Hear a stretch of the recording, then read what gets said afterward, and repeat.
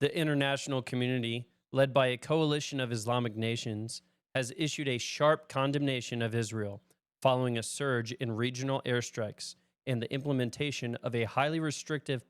While the reopening of the Gaza-Egypt corridor was initially hailed as a milestone for the October 11th ceasefire, the practical reality has proven largely symbolic.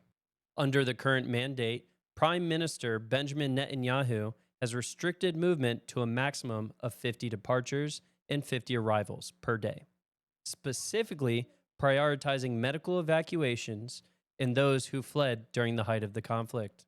The protocol requires that any individual crossing may be accompanied by two relatives. However, the transition is far from seamless.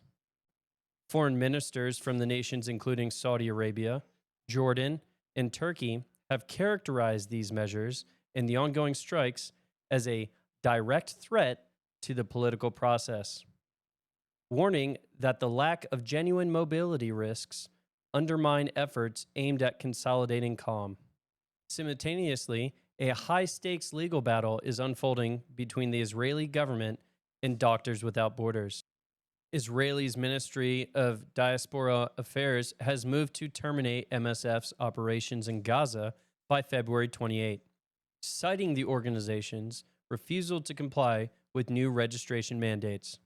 The core of the dispute rests on a requirement for aid groups to submit comprehensive lists of all local Palestinian employees to Israeli authorities. MSF has steadfastly refused to provide these rosters, arguing that doing so would place their staff at grave risk and violate the humanitarian principle of neutrality. Conversely, Avi Cohen Scali, Director General of Diaspora Ministry, has framed the refusal as an evasion of accountability, suggesting that the lists are a necessary security measure to prevent the infiltration of aid groups by militant factions. Avi Cohen Scali issued a blunt critique of the organization's stance.